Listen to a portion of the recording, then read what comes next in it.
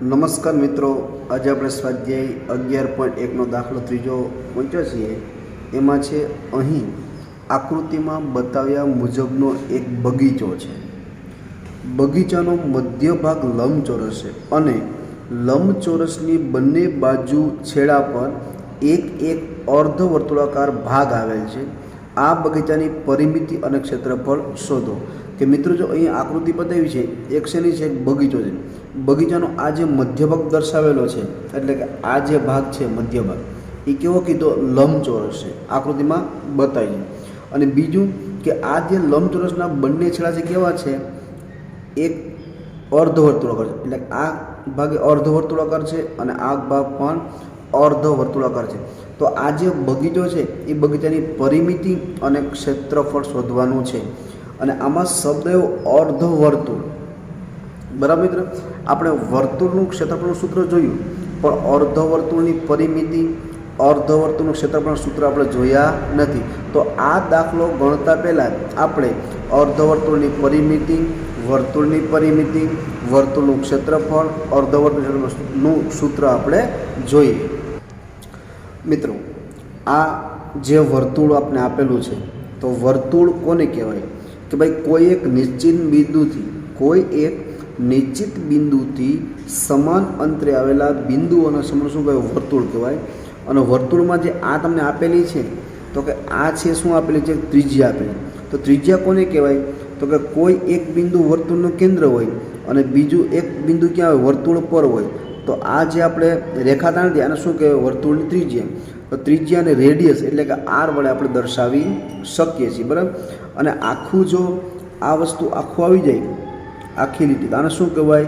વ્યાસ કહેવામાં આવે છે. શું કહેવાય એને? તો કે એને આપણે કહીએ છીએ વ્યાસ, એટલે ડાયામીટર. તો મિત્રો, વર્તુળની પરિમિતિ જે સૂત્ર છે આપણે 6ઠ્ઠા અને 7મા શીખી ગયા. શું આવે? 2πr.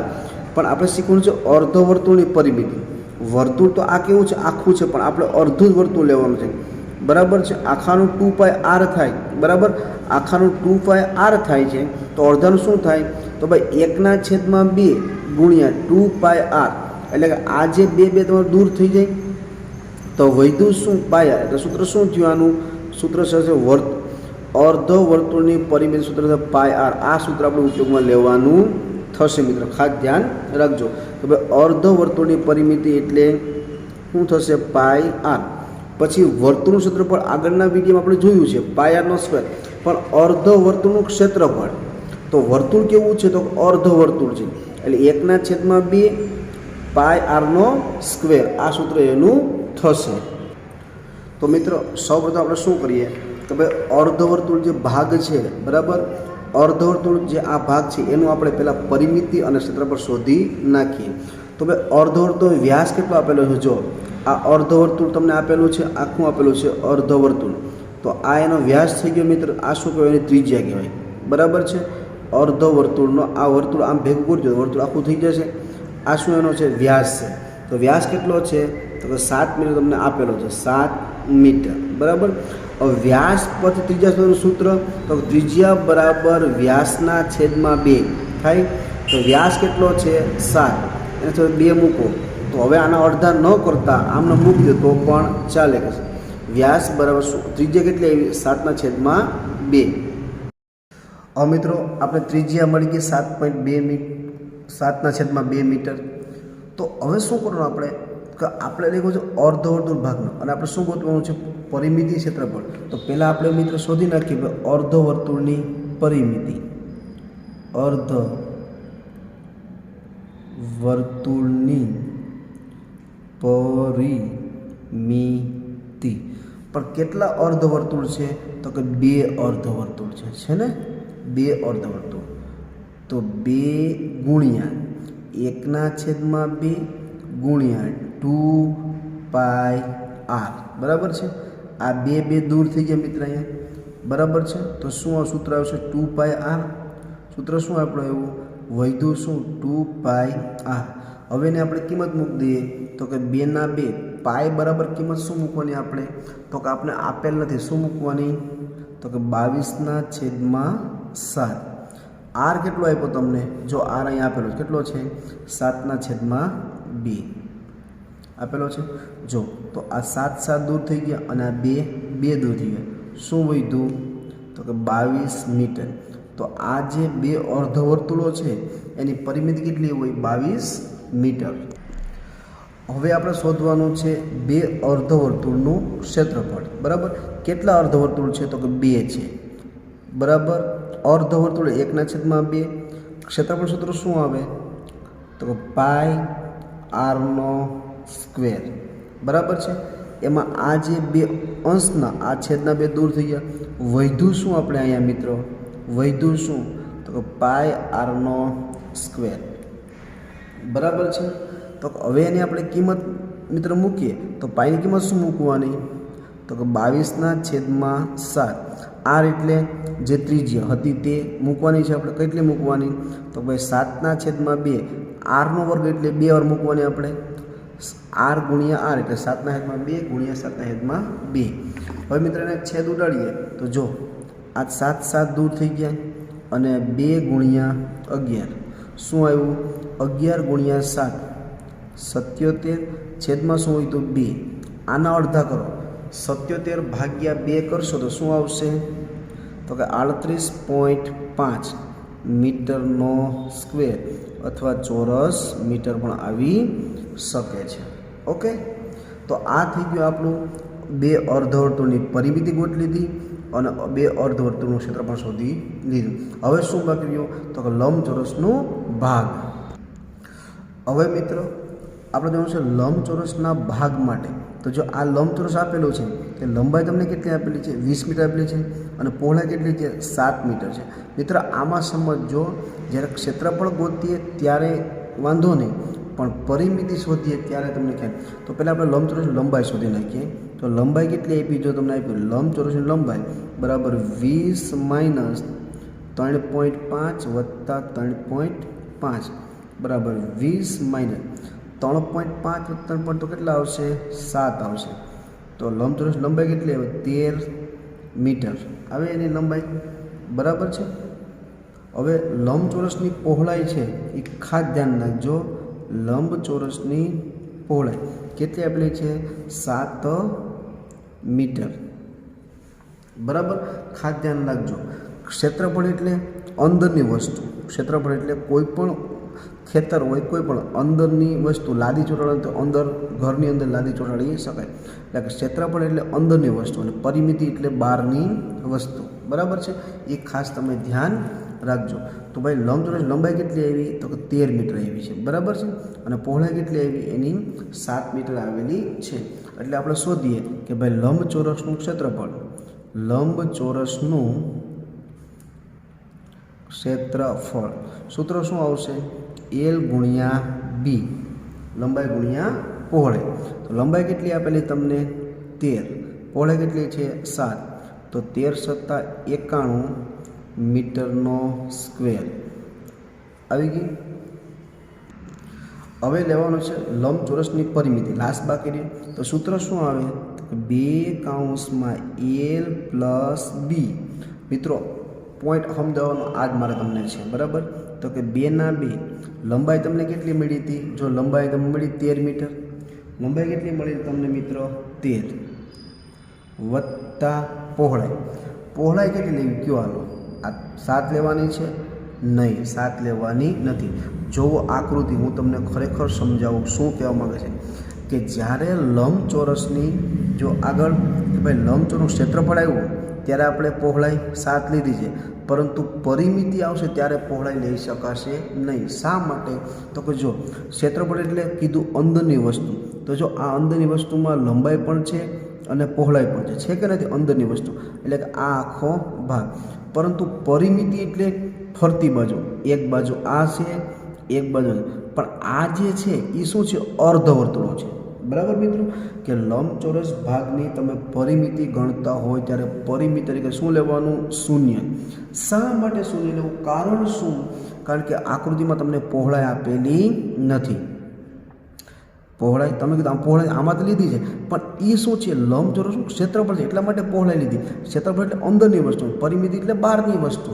બરાબર છે, એટલા માટે. તો પરિમિતિ શૂન્ય શું કામ લીધું છે?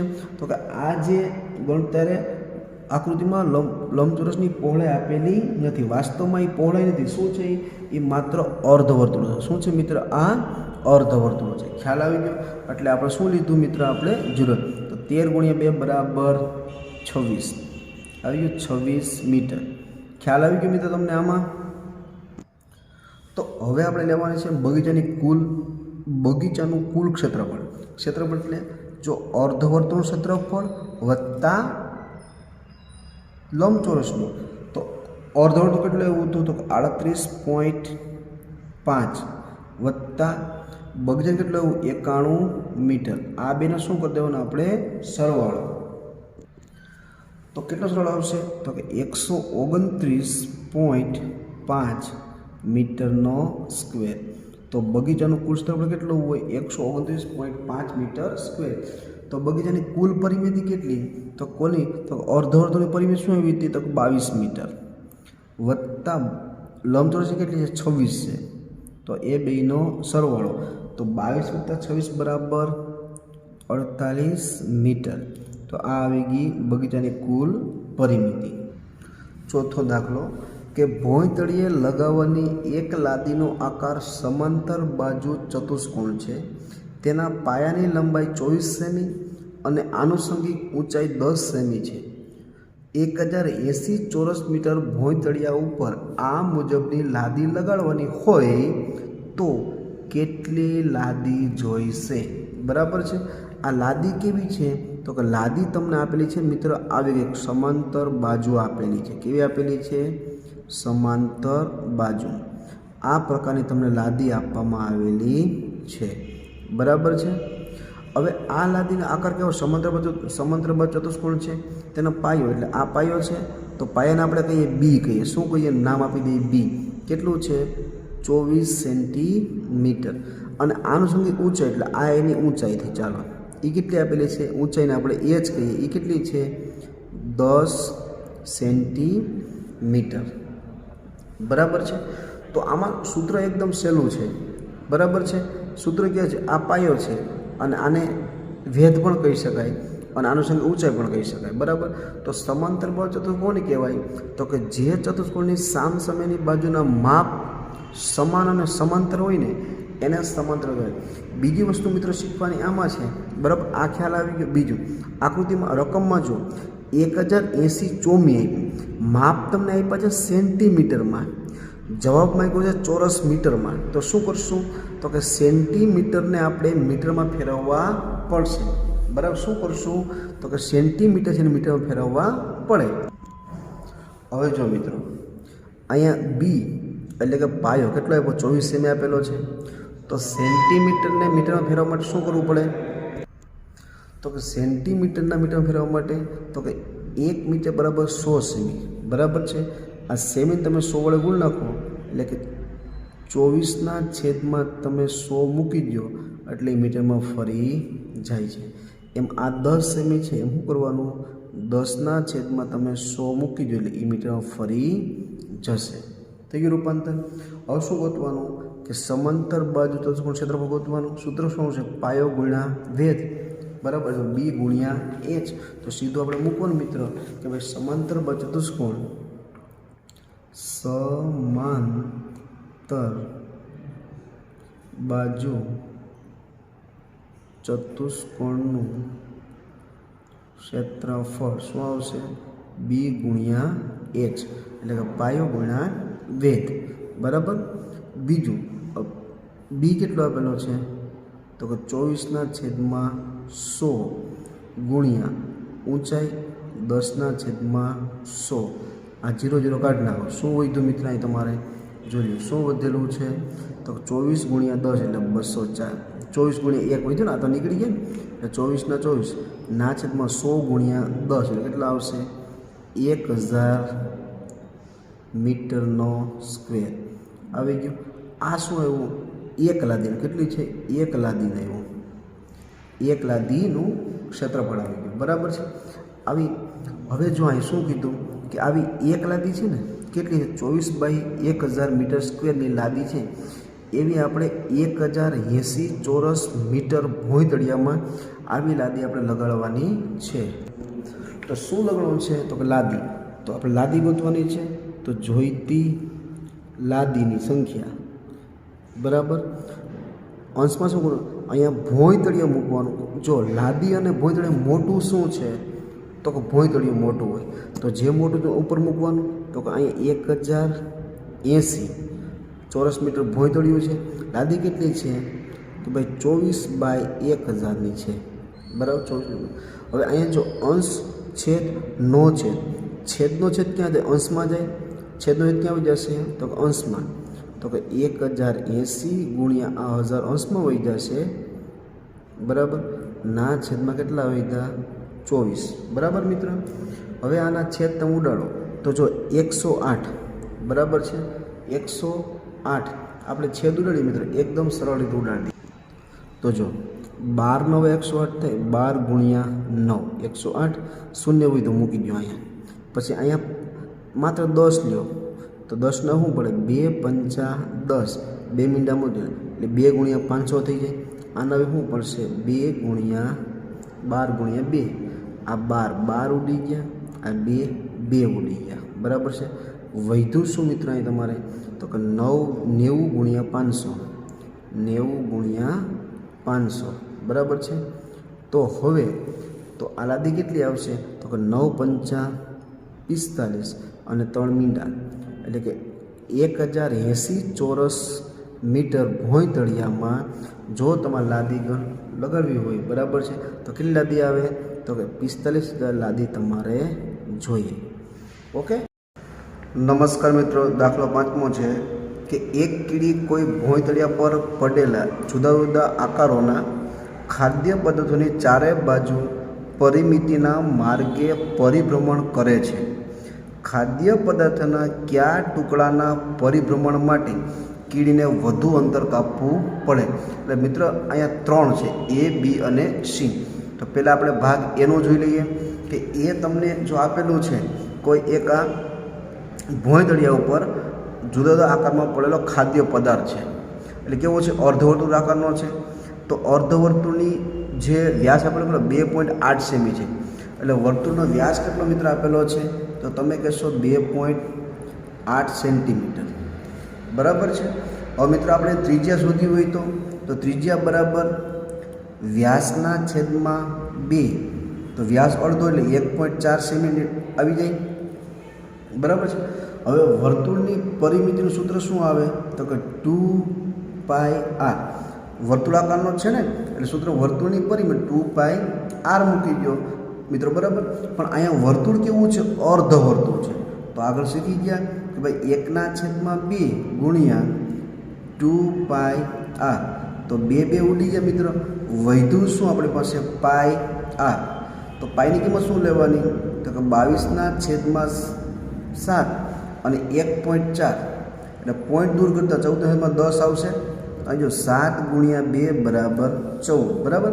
એટલે 22 દુ 44 ના છેદમાં 10 એટલે કેટલો આવશે? 4.4 સેન્ટીમીટર બરાબર. અર્ધવર્તુળની પરિમિતિ આવી. હવે જોઈએ બાકીનો ભાગ. તો આમ આ ચિત્રમાં જો આ તમારું ભાગ આવ્યું પણ કીડી આ રીતે પણ ફરશે ને, એ અર્ધવર્તુળ આવી ગયું, આનું ગોતી લીધું. હવે કીડી અહીંથી આમ ફરતે આમ ફરી જશે કીડી આ પણ ભાગ પસાર કરશે ને કે નહીં કરે? બરાબર છે. તો કીડીને ફરતો આટો ફરવાનો છે એટલે આ કોને અર્ધવર્તુળને એવી છે. તો અહીં લખવાનું બાકી વધતા ભાગ, બાકી વધતો ભાગ. એટલે જો એક તો અર્ધવર્તુળને આટો ફેર્યો છે વત્તા બાકી કયો છે? આ 2.8 બાકી રહી ગયો ને અહીંયા ફરતા. તો એને આપણે 2.8નો શું કરી દેવાનો? સરવાળો કરવાનો બરાબર છે. આ બેનો શું કરી દેવાનો? સરવાળો કેટલો આવશે? તો કે 7.2 સેન્ટીમીટર. હવે કીડી છે એ પ્રકારના ખાદ્ય પદાર્થ આટો ફરે તો કેટલું અંતર કાપશે? 7.2 સેન્ટીમીટર. બી આકૃતિ છે આ પ્રકારની બતાવે છે. તો કે એનો જે અર્ધવર્તુળ છે જો ભાગ ખાધેલો છે બરાબર. તો 2.8 સેમી આખું વર્તુળ અહીં પૂરું થઈ ગયું. તો વ્યાસ કેટલો? 2.8 સેમી. અને આ જે બાજુની જે ઊંચાઈ છે કેટલી? 1.5 સેન્ટીમીટર. એટલે આપણે કહું અર્ધવર્તુળાકાર ભાગની પરિમિતિ બરાબર છે. તો અર્ધવર્તુળાકાર ભાગની પરિમિતિ સૂત્ર આગળ જોયું તો કે વ્યાસને આપણે કાઢવાનો છે. તો ડીના છેદમાં 2 એટલે 2.8/2 ત્રિજ્યા ગોતવી પડે તો કેટલી આવશે 1.4. સૂત્ર 1/2 2πr સૂત્ર હતું, બે નીકળી ગયું, વધ્યું શું તો કે πr, સીધું આપણે πr મૂકી દેવાનું. બરાબર છે. તો કે પાઈ બરાબર 22/, કેટલા મૂકવાના 7. આર કેટલો છે 1.4, એટલે 10 ચિહ્ન દૂર કરો કેટલા આવશે છેદમાં 10. તો 7 × 2 = 14 અને 22 કેટલા આવશે 44/10, એટલે કેટલો આવે 4.4 સેન્ટીમીટર ઈ આટો પડશે. હવે મિત્રો આ જે આકૃતિ છે એનો આ ભાગ છે ને, જો આ ભાગમાં અહીંથી કીડી ગઈ અર્ધવર્તુળમાં તો અહીંથી આમ પણ પસાર થશે કીડી. બરાબર છે. તો જો આ 105 હોય તો આ કેટલું હોય 1.5 હોય, આ પણ 1.5 છે. બરાબર છે. તો આપણે શું ગોતવાની, બાકીના ભાગની પરિમિતિ ગોતવી પડશે ને. બાકીના ભાગની પરિમિતિ. બરાબર છે. એટલે કે આ 4.4 તો હતી જ, વત્તા આ કેટલી આવશે 1.5, કઈ છે 1.5 વત્તા 1.5 તો આ પણ 2.8 છે ને, વત્તા 2.8. હવે આપણે આનો સરવાળો કરવો પડે. હવે પહેલાં આપણે આનો સરવાળો કરીએ તો 8 ને 5 13, 13 ને 5 18, 18 22 આવ્યા, 22 એટલે પોઈન્ટ વધી 2, 2 ને 2 4, 4 ને 5, 5 ને 6, 6 ને 4 10, કેટલું આવ્યું 10.2 સેન્ટીમીટર. બી જે બી નામનો જે ખાદ્ય પદાર્થ છે એને આંટો ફરશે એટલે કેટલો આવશે 10.2 સેમી અંતર એ કાપે. હવે સી નામનો ખાદ્ય પદાર્થ છે. બરાબર છે. એ પણ કેવો છે અર્ધવર્તુળાકાર આપેલો છે. આમ આખું વર્તુળ પૂરું થઈ જાય છે ને, પણ આપણે કોણ જેવો આપેલો, શંકુ જેવો આપેલો છે. એનો વ્યાસ છે 2.8. તો સૂત્ર મુકતા શું આવશે તો કે પાઈ આર, સૂત્ર પાઈ આર આવશે.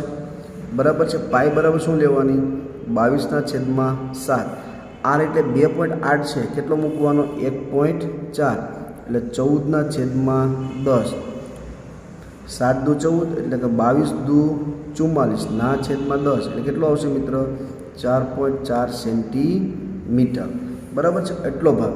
હવે જો અહીંયા આપણે સીધું ગોતશું, કારણ કે આની આપણે પરિમિતિ આપણે બધું માપ આપેલા છે, એટલે આકૃતિની કુલ પરિમિતિ મિત્રો આપણે લઈ લઈએ, કારણ કે બંને માપ આપેલા છે.